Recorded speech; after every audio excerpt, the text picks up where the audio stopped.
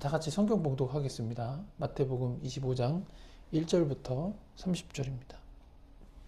그때 천국은 마치 등을 들고 신랑을 맞으러 나간 10 처녀와 같다 하리니 그중 5은 미련하고 5은 슬기 있는 자라.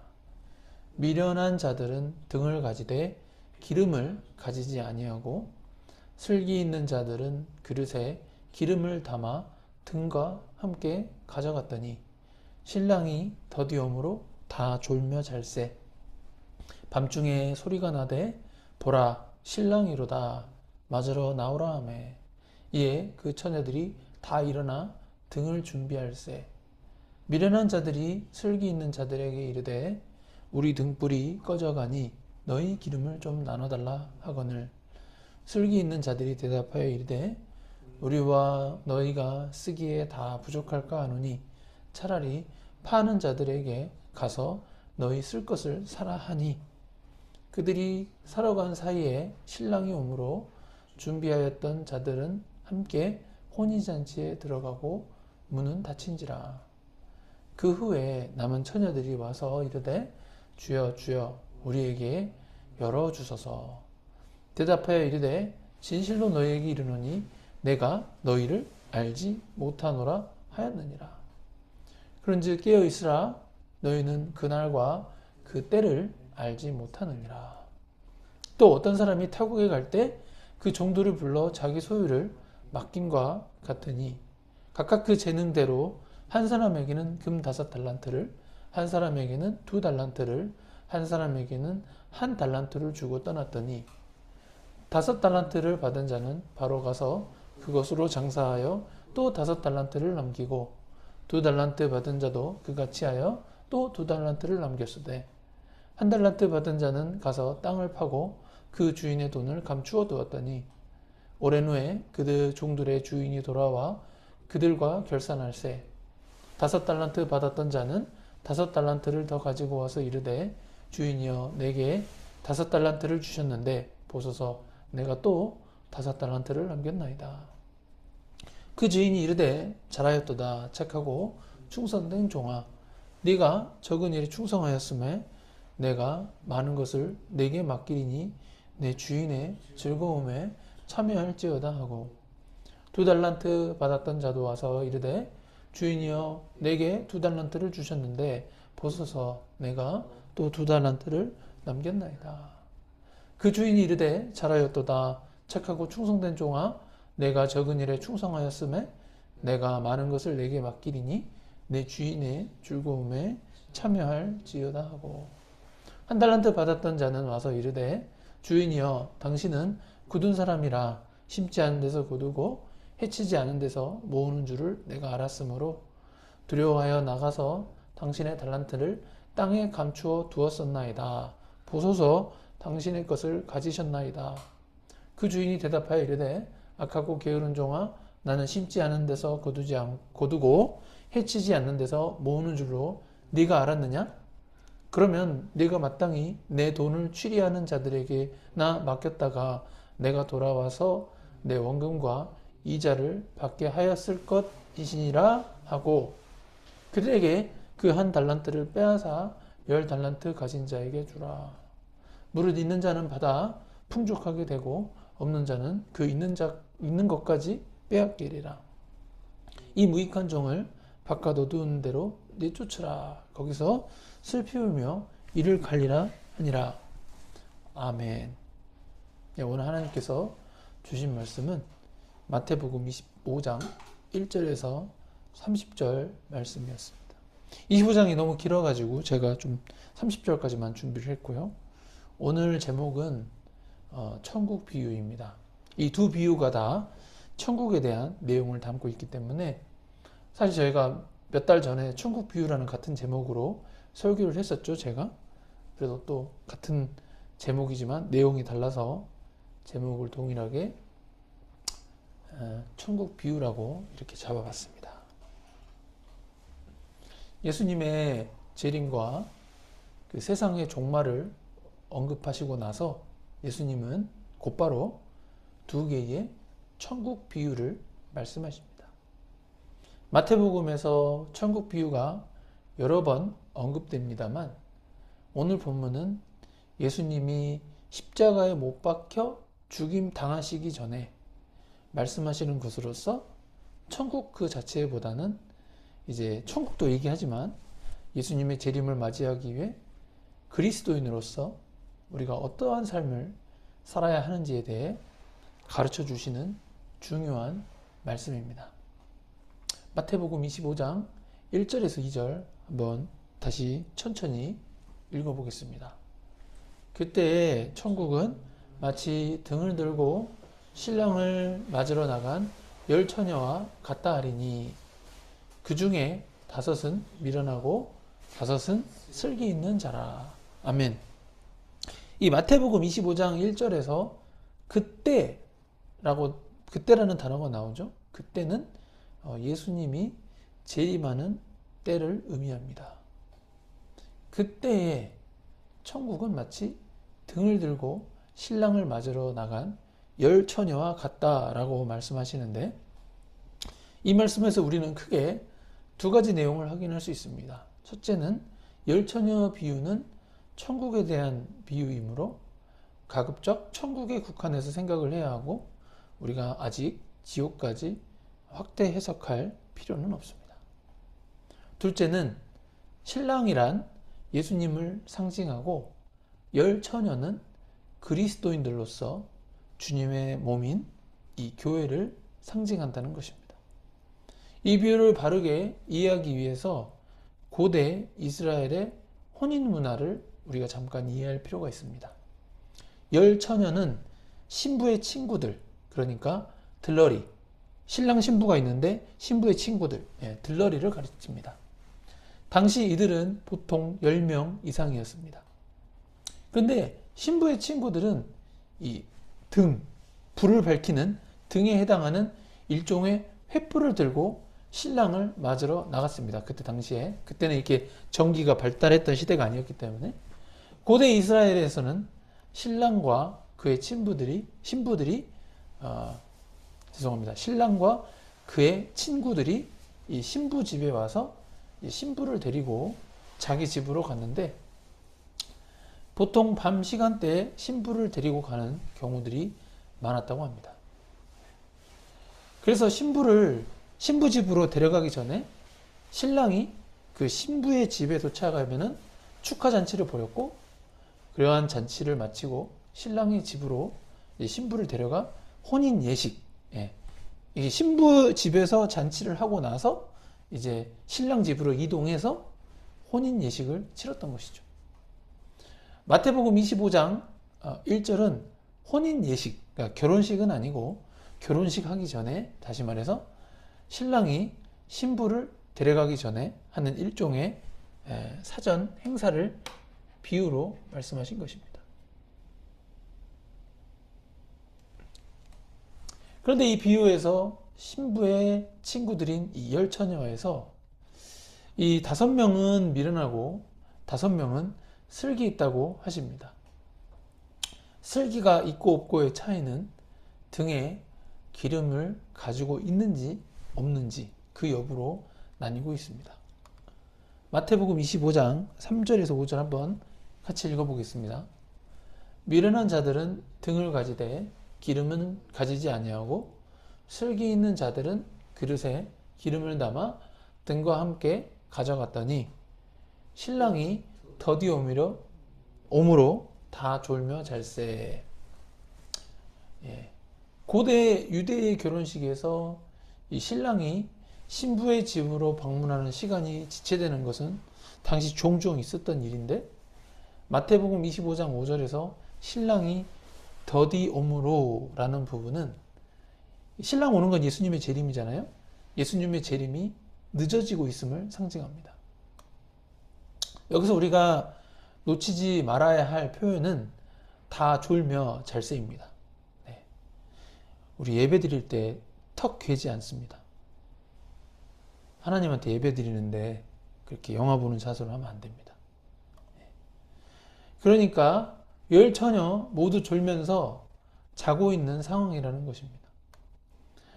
이 부분에서 우리가 확인할 수 있는 부분은 모두 졸며 잠자는 것은 밤 시간대라서 신체적으로 잠을 자는 것인데 잠을 자는 것 자체는 문제가 되지 않는 것임을 확인할 수 있습니다. 그러나 예수님을 믿으며 항상 영적으로 깨어있으려고 노력해야 하지만 우리가 예수님의 재림을 기다리는 과정에서 재림의 시기가 지체되니까 자꾸 예수님이 빨리 안 오시니까 성도들 또한 영적으로 잠이 들 수 있음을 깨닫게 됩니다. 그러나 이 비유에서 얻을 수 있는 중요한 교훈은 이 그릇에 기름을 담아 등과 함께 가져갈 수 있도록 그릇에 기름을 담는 준비입니다. 사람은 육체의 휴식을 위해 잠을 자야 합니다. 설령 잠이 들지라도 갑작스러운 예수님의 재림을 준비하는 일상생활에서의 영적으로 깨어있는 삶의 자세를 유지해야 한다는 것을 이 비유로 가르쳐 주십니다. 영적으로 깨어있는 삶이란 결국 성경 말씀을 읽고 듣고 묵상하면서 기도하고 전도하는 삶입니다. 요즘 제가 전도하는 삶이 안 되고 있는데 아무튼 기도하고 전도까지 해야 합니다.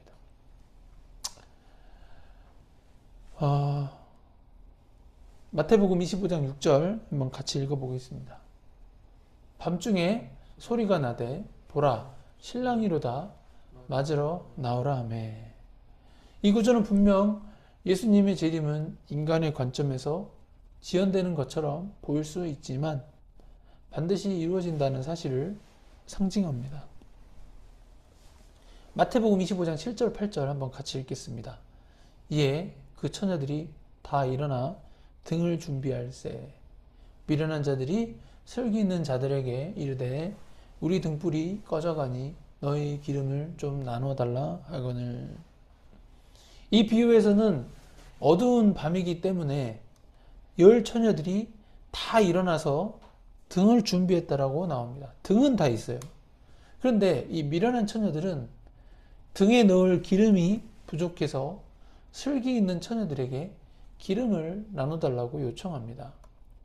이 비유는 예수님의 재림을 준비하는 성도들과 준비하지 않는, 그러니까 재림을 준비하는 성도들과 준비하지 않는 성도들의 차이를 보여줍니다. 등불은 이 잔치하는 장소인 신부의 집을 찾아가기 위한 도구입니다. 등이 있을지라도 기름이 없으니 불을 밝힐 수가 없게 된 이 미련한 처녀들은 다급히 밤중에 기름을 구해야 했습니다. 마태복음 25장 9절 한번 같이 읽겠습니다.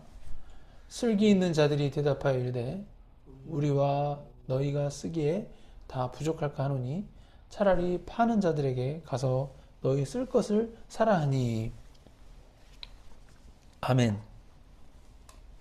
그러나 문제는 이 슬기 있는 처녀들의 말대로 기름을 준비했을지라도 이 슬기 있는 처녀들도 자신들이 준비한 그 기름이 다 필요했기 때문에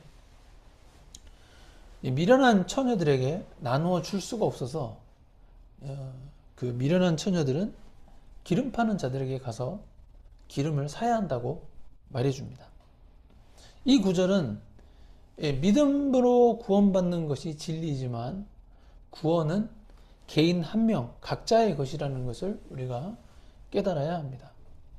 그 어느 누구도 다른 사람이 어떤 사람이 다른 사람의 구원을 시켜줄 수 없다는 아주 냉정하고 차가운 현실을 마주하게 됩니다.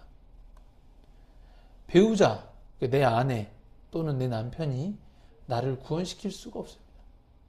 부모가 아무리 자녀들한테 잘 믿으라고 해도 자녀를 구원시킬 수 없고, 자녀도 부모에게 아무리 예수님을 전해도 자녀가 자녀의 능력으로는 부모를 구원시킬 수 없습니다. 목사도 교회 다니는 성도들을 구원시킬 수가 없습니다. 구원은 오직 하나님과 성도의 1:1 관계에서 결정이 됩니다. 참 무섭죠. 슬기 있는 처녀 각자가 기름을 준비했듯이 우리는 각자의 구원을 하나님과의 1대1 관계에서 준비해야 합니다. 예, 그래서 로마 카톨릭이 위험한 거예요. 로마 카톨릭은 신부, 사제를 통해서 하나님과의 관계를, 사람이 사제를 통해서 관계를 맺으려고 하는데 그게 아니고 사람과 하나님이 직접 예수 그리스도를 통해서 1대1 관계를 준비해야 한다는 것이죠. 마태복음 25장 10절 같이 읽겠습니다. 그들이 살아가는 사이에 신랑이 오므로 준비하였던 자들은 함께 혼인잔치에 들어가고 문은 닫힌지라. 아멘. 이 미련한 처녀들은 신랑이 온 상태에서 다급히 막 기름을 사러 그 밤중에 갔습니다. 이게 비유지만 우리가 상상을 해보는 거죠. 신랑은 아쉽게도 그들을 기다려주지 않고 슬기 있는 다섯 처녀들과 함께 혼인잔치에 들어가고 이제 문은 닫혔다라고 이야기합니다. 이것은 어디까지나 비유이긴 합니다만 상식적으로 밤중에 기름을 구한다는 것은 쉽지 않습니다. 인터넷이 발달한 지금도 인터넷 쇼핑으로 구매한다 할지라도 밤중에는 주문만 들어갈 뿐 실제 물건을 배달받는 데는 최소 1일 이상 걸리죠. 이 잠자는 상인을 깨워서, 밤중에 잠자는 상인을 깨워서 기름을 산다고 해도 그러한 상인을 찾는데 시간이 많이 걸릴 것입니다. 결국 기름을 사느라 시간을 지체해버리게 되어서 신랑을 맞이할 기회를 박탈당합니다. 성도라면 예수님의 재림을 준비해야 한다는 것을 강조하시기 위해 예수님은 혼인잔치에 들어갈 문이 굳게 닫힌 설정을 말씀하십니다. 원래 현실에서는 좀 늦어도 다 문 열어주잖아요. 그죠? 교회 좀 지각해도 다 문 열어주고.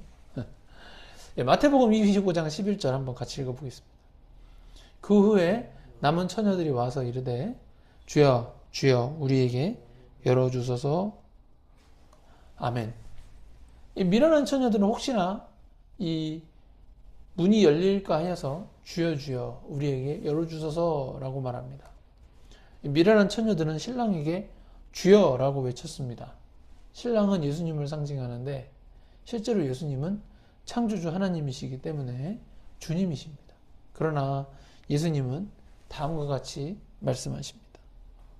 같이 한번 읽어보겠습니다. 시작. 대답하여 이르되 진실로 너희에게 이르노니 내가 너희를 알지 못하노라 하였느니라. 그런즉 깨어있으라. 너희는 그날과 그때를 알지 못하느니라. 아멘. 예수님은 그들이 주님이라고 부른다 할지라도 예수님이 직접 내가 너희를 알지 못하노라 라고 말씀하실 것이라고 이렇게 말씀하셨습니다. 구원은 예수님이 택한 자들에게 베풀어지는 것입니다. 그런데 그 구원은 오직 예수 그리스도를 믿음으로 말미암아 이루어지는 것인데 그 믿음 또한 오직 예수 그리스도께서 이 택하신 자들에게 있다는 것입니다.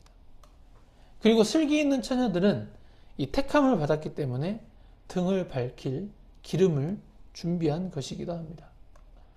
예수님은 미련한 처녀들의 비유되는 사람들이 되지 않도록 깨어 있어야 한다는 가르침을 주십니다.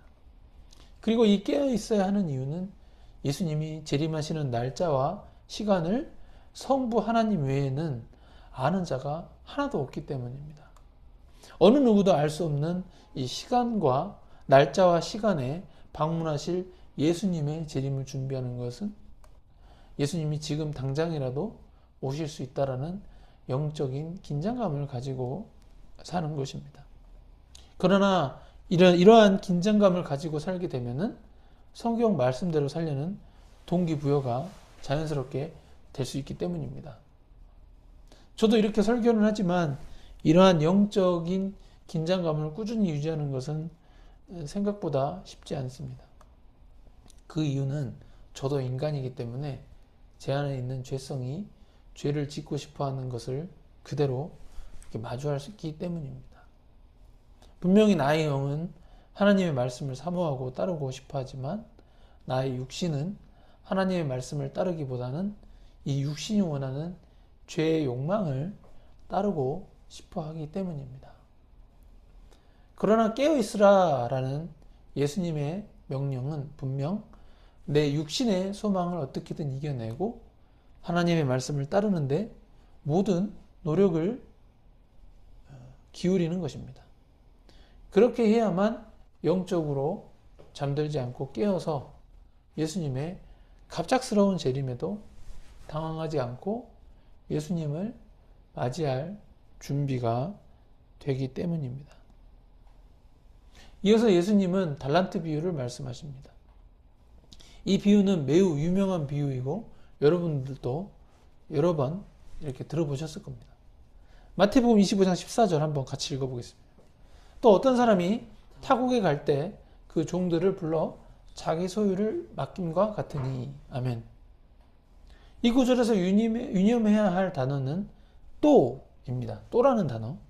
이 단어에서 제가 무엇을 말하고자 하는지 마태복음 25장 1절과 같이 읽으면 쉽게 이해할 수 있습니다.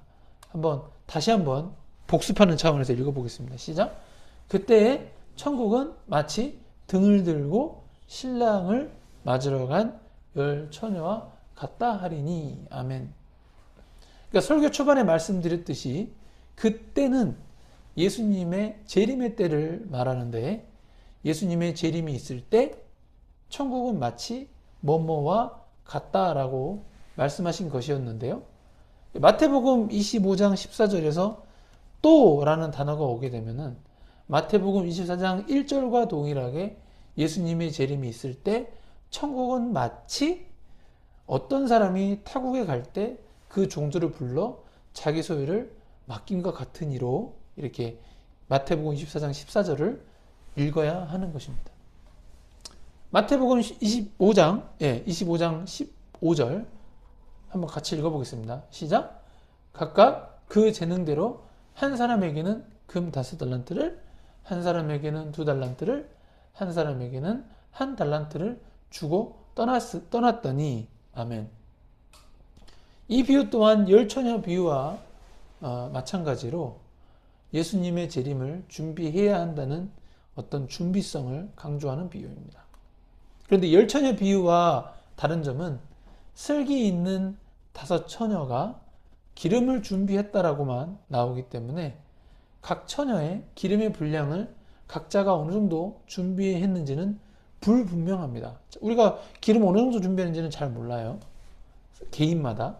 그러나 달란트 비유에서는 이 비유에서 등장하는 세 사람이 등장을 하는데 한 사람은 금 5달란트, 한 사람에게는 2달란트, 한 사람에게는 금 1달란트를 주인에게 받았는데 각자가 각각 다른 달란트 수량을 받았음을 우리는 확인할 수 있습니다. 이와 같이 주인이 타국에 가면서 종들에게 자기 소유를 맡기는 것은 주후 1세기 팔레스타인에서 흔히 볼 수 있는 것이었습니다. 다만 이 달란트 비유는 주인이 종들을 대할 때 그 종들을 하찮게 여기지 않고 많이 신뢰하고 배려했음을 보여줍니다. 금 1달란트는 6천 데나리온입니다. 이 1데나리온은 근로자의 하루치 임금이었기 때문에 1달란트는 총 6천일, 다시 말해서 약 19년 3개월입니다. 3명의 종들에게 주인이 재산을 맡겼는데 가장 적은 1달란트 맡은 종도 약 19년 3개월의 가치에 해당하는 주인의 재산을 맡겼으니까 주인이 종들을 굉장히 신뢰했다는 것을 우리가 알 수 있습니다. 마태복음 25장 16절에서 18절 한번 천천히 같이 읽어보겠습니다. 5달란트 받은 자는 바로 가서 그것으로 장사하여 또 5달란트를 넘기고 2달란트 받은 자도 그같이 하여 또 2달란트를 넘겼으되 1달란트 받은 자는 가서 땅을 파고 그 주인의 돈을 감추어 두었더니. 아멘. 이 5달란트와 2달란트 받은 자들은 그것으로 장사하여 각각 5달란트와 2달란트를 추가로 남겼습니다. 그러나 1달란트 받은 자는 장사하지 않고 땅을 파고 주인의 돈을 감추어 두었습니다. 고대에는 지금과 같은 은행이 많이 없었습니다. 은행이 있었다고 할지라도 고대의 은행은 주로 돈을 빌려주고 이자를 받는 일 위주로 했기 때문에 사람들은 귀중한 물건을 땅속에 파묻어서 보관하였습니다. 그러나 문제는 오랜 후에 그 종들의 주인이 돌아와 그들과 결산할 때 발생했습니다. 우선 5달란트와 2달란트 받은 종들의 상황을 한번 살펴보겠습니다. 한번 같이 읽어보겠습니다. 5달란트 받았던 자는 5달란트를 더 가지고 와서 이르되 주인이여 내게 5달란트를 주셨는데 보소서 내가 또 5달란트를 남겼나이다.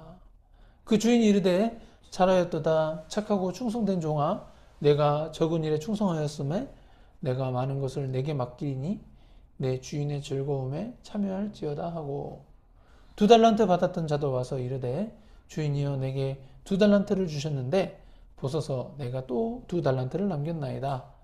그 주인이 이르되 잘하였도다 착하고 충성된 종아 내가 적은 일에 충성하였음에 내가 많은 것을 내게 맡기리니 내 주인의 즐거움에 참여할지어다 하고 아멘. 오랜 후에 주인이 돌아와서 결산하는 것은 이 달란트를 받은 사람들이 일해서 돈을 벌 수 있는 시간이 충분히 있었음을 시사하는데 이는 예수님의 재림이 그만큼 지연될 것임을 암시합니다. 예수님이 시간을 주시는 거죠. 다시 오실 것인데 3명의 종들 가운데 2명은 각각 5달란트와 2달란트를 받았는데 즉시, 여기서 중요한 즉시예요. 받은 즉시 그것들을 가지고 가서 장사하여서 5달란트와 2달란트를 추가로 남겼습니다. 인간적인 눈으로 봤을 때 이 5달란트 가진 자가 추가로 5달란트를 증식했기 때문에 더 많은 칭찬을 받을 것 같지만 그 주인은 2명에게 모두 동일한 칭찬을 하십니다. 동일한 칭찬이에요. 주인의 평가는 일반적인 사람들의 평가 기준과는 다르다는 것을 알 수 있습니다. 주인은 눈에 보이는 성과보다는 시작점에서 각자에게 주어진 것을 바탕으로 성과를 내기 위해 얼마나 성실하게 일하였는가를 기준으로 평가합니다. 우리가 이 세상에서 부모를 통해 태어났는데 각 가정의 경제 수준이나 이 사회적 지위는 천차만별 다양합니다. 각자의 인생의 출발선 자체가 달라서 어떤 이는 부유하게 자라고 어떤 이는 상대적으로 가난한 환경에서 자랍니다. 세상은 흙수저와 금수저 등이라는 용어를 만들어서 출생의 차이를 구분짓기도 합니다. 몇 주 전에 여러분 삼성전자 아시죠? 삼성전자? 네? 삼성전자 아들이 군대를 들어가니까 그 군대 임관식이 뉴스에 나와요. 제가 군대 갈 때는 그런 일이 전혀 없었죠. 네. 그냥 참 좀 많이 다른 것 같습니다.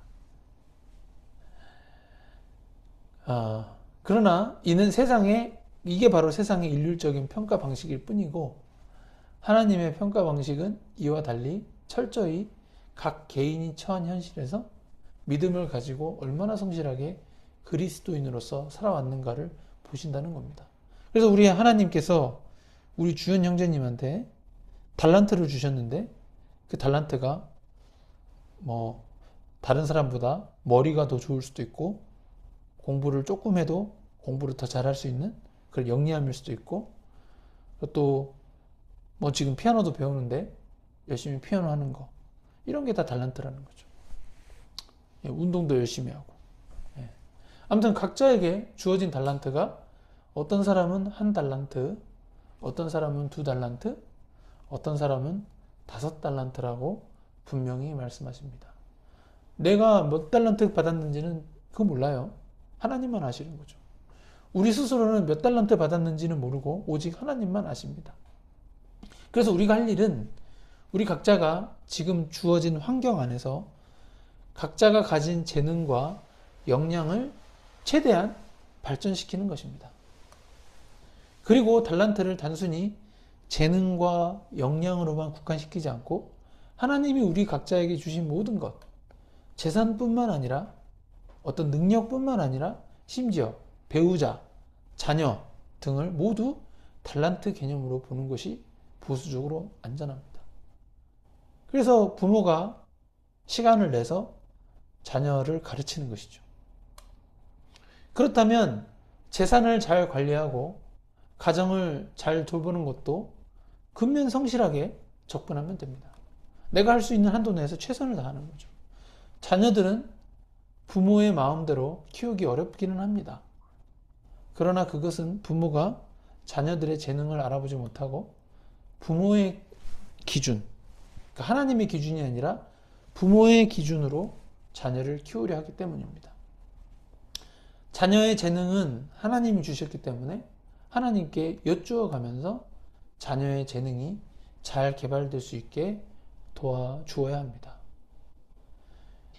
그러나 자녀의 재능과 무관하게 하나님의 말씀인 성경을 가르치고 기도하는 생활 습관을 길러주는 것은 그리스도를 믿는 부모로서 반드시 해야 하는 양육 활동입니다.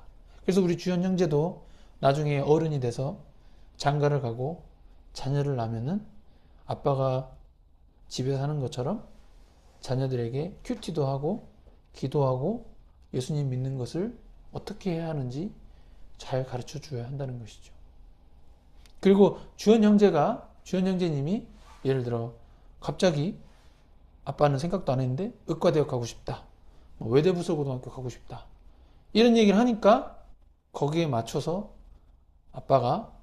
엄마가 이렇게 그 꿈을 이룰 수 있도록 도와주는 것입니다. 달란트를 개발하는 걸 도와주는 것이죠. 하나님이 자녀를 주셨는데 그 자녀들이 하나님의 말씀으로 키워지지 않고 유튜브나 게임이나 세상 학문, 이거 하지 말라는 거 아니에요. 하나님 말씀으로 키워지지 않고 유튜브, 게임, 세상 학문으로만 키워진다면 그런 자녀들은 지옥불로 달려가게 만드는 부모나 다름없기 때문입니다. 그래서 우리는 자녀가 한 살이라도 어릴 때 하나님의 말씀을 접하고 그 마음에 하나님 말씀 한 문장이라도 이렇게 새길 수 있도록 가정에서의 신앙교육이 철저하게 이루어져야 합니다. 듣기 싫어도 들어야 하는 것이죠. 자녀들은 기도하는 방법을 모르기 때문에 기도하는 법도 가르쳐 주어야 합니다. 자녀를 하나님의 말씀으로 키우지 않고 기도도 같이 하지 않으면 그것은 자녀들이 지옥에 가도록 그냥 방치하는 그리스도의 부모가 됩니다. 그리스도인의 부모가 된다는 얘기죠. 하나님이 우리에게 주신 물질, 재능, 이 가족을 잘 관리하지 않고 그대로 방치하게 되면 우리가 어떻게 될까요? 우선 결과를 보기 전에 이와 같이 그대로 방치하는 자들이 어떠한 자들로 묘사되는지 관련 성경 구절들을 한번 같이 읽어보겠습니다. 마태복음 25장 24절 25절 시작. 한 달란트 받았던 자는 와서 이르되 주인이여 당신은 굳은 사람이라 심지 않는 데서 거두고 해치지 않는 데서 모으는 줄을 내가 알았으므로 두려워하여 나가서 당신의 달란트를 땅에 감추어 두었었나이다. 보소서 당신의 것을 가지셨나이다. 아멘. 하나님께서 주신 삶이 있는데 하나님이 주신 삶을 발전시키거나 노력하지 않고 가만히 두는 경우가 바로 한 달란트 받았던 자와 같은 삶을 사는 것입니다. 여기서 말하는 두려움은 받은 한 달란트마저 손실을 낼 수 있는 두려움을 말합니다. 의외로 이러한 두려움은 이 설교를 하는 제 안에서도 발견이 됩니다. 괜히 어떤 일을 했다가 이 가진 것마저 다 잃어버린 것은 아닌가? 라는 마음이 가끔씩 들기 때문입니다. 마태복음 25장 26절에서 27절까지 한번 소리내서 같이 읽어보겠습니다. 그 주인이 대답하여 이르되 악하고 게으른 종아 나는 심지 않는 데서 거두고 해치지 않는 데서 모으는 줄로 내가 알았느냐? 그러면 내가 마땅히 내 돈을 취리하는 자들에게나 맡겼다가 내가 돌아와서 내 원금과 이자를 받게 하였을 것이니라 하고. 아멘. 예수님은 한 달란트를 땅에 묻어둔 종을 악하고 게으른 종이라고 정의하십니다. 이 단순히 게으르다고 하신 것뿐만 아니라 악하다고 말씀하십니다. 우리는 이 구절을 통해서 이 게으른 것이 경우에 따라서 악한 것으로 정의될 수 있는 것임을 깨닫게 됩니다. 열심히 일하고, 그러니까 월요일부터 금요일까지 열심히 공부하고 열심히 일하고 쉬는 것과 게으른 것은 분명히 다릅니다. 게으른 것은 일을 하지 않고 계속 가만히 있는 것입니다. 하다못해 집안일이라도 해야 되는 거예요. 예. 열심히 일하고 쉬는 과정에서 가만히 있는 것은 게으른 것이고, 게으른 것이 아니고, 죄송합니다. 게으른 것이 아니고 재충전입니다. 다시 하겠습니다. 열심히 일하고 쉬는 과정에서 이렇게 주일날 가만히 있는 것은 게으른 것이 아니고 재충전을 하는 것입니다. 하나님도 우리 인간들에게 6일 동안 열심히 일하고 하루는 온전한 안식을 취하라고 하셨듯이 열심히 일하고 잘 쉬는 것은 게으른 것이 아니고 꼭 필요한 것입니다. 그러나 하나님이 주신 재능, 가정, 물질 등을 부지런히 관리하지 않으면 한 달란트 받은 종처럼 악하고 게으른 종으로 분류될 수 있습니다. 악하고 게으른 종으로 분류되면 어떤 결과를 맞이하게 될까요? 마태복음 25장 28절에서 30절 한번 같이 읽어보겠습니다. 시작! 그에게서 한 달란트를 빼앗아 10달란트 가진 자에게 주라. 무릇 있는 자는 받아 풍족하게 되고 없는 자는 그 있는 것까지 빼앗기리라. 이 무익한 종을 바깥 어두운 데로 내쫓으라. 거기서 슬피 울며 이를 갈리라 하니라. 아멘. 땅에 묻어두었던 그 한 달란트를 빼앗아서 10달란트 가진 자에게 주라고 예수님이 말씀하십니다. 독특한 부분은 이 2달란트 받은 자도 장사하여서 총 4달란트가 되었지만, 4달란트 가진 자가 되었지만, 그 한 달란트를 뺏어가지고 4달란트 가진 자에게 주라고 말씀하지 않으시고 10달란트 가진 자에게 주라고 말씀하셨다는 것입니다. 예수님께서 어떠한 의도로 이 말씀을 하셨는지는 저는 잘 모르겠습니다. 잘 모르겠어요. 왜 10달란트, 왜냐하면 10달란트 가진 자나 4달란트 가진 자나 주인의 칭찬은 동일했기 때문입니다. 그러나 결과적으로 한 달란트 가진 자의 달란트를 빼앗아 주실 때는 동일한 칭찬을 받은 4달란트 가진 자에게 주지 않으시고 10달란트 가진 자에게 주셨다는 것은 상당히 의미심장합니다. 저는 그 뜻은 잘 모르겠지만 이는 29절의 말씀을 하시기 위한 것으로 보여집니다. 한번 같이 읽어보겠습니다. 시작! 무릇 있는 자는 받아 풍족하게 되고 없는 자는 그 있는 것까지 빼앗기리라. 아멘. 그러니까 있는 자는 받아서 풍족하게 되는데 없는 자의 것을 빼앗아서 그에게 주는 상황까지 가게 된다는 것을 이게 강조하기 위해서 4달란트보다 10달란트 가진 자에게 더 준다. 이렇게 주는 상황을 28절에서 말씀하신 것으로 보여집니다. 받은 것을 빼앗긴 것도 안타깝지만 이제 내가 받은 것을 빼앗긴 것도 아깝지만 영원한 삶은 더 처절하게 바뀝니다. 마태복음 25장 30절 한번 천천히 한번 같이 읽어보겠습니다. 시작! 이 무익한 종을 바깥 어두운 데로 내쫓으라. 거기서 슬피 울며 이를 갈리라 하니라. 아멘. 이 악하고 게으른 종은 이제 무익한 종, 그러니까 이익이 없는 거예요. 무익한 종이라고 불리웁니다. 그리고 그의 끝은 바깥 어두운 데로 내쫓기는 것인데 그 바깥 어두운 데에서 슬피 울며 이를 갈 것이라고 예수님은 단호하게 말씀하십니다. 예수님은 오늘 본문을 통해서 어떤 결과보다 이 믿음을 지키기 위한 근면 성실한 과정에 보상을 주신다는 것을 알려주십니다. 예수님의 재림은 반드시 있을 것입니다. 그러나 우리는 그 재림이 언제 있을지 모르기 때문에 지금 당장 또는 내일이라도 예수님의 재림이 있을 수 있다는 마음으로 하루하루 살아가야 합니다. 예수님의 재림을 준비하는 삶은 하나님이 우리에게 주신 모든 것에 대해서 감사하면서 삶 가운데 성경 말씀을 통해서 가르쳐 주신 예수님의 계명을 진심으로 따르는 데 집중하는 것입니다. 이번 한 주도 예수님의 재림을 기대하면서 예수님의 말씀에 따라 살다가 다시 다음 주일에 영과 진정으로 예배하는 영인승리교회 성도님들 되시기를 예수님의 이름으로 축복합니다. 아멘.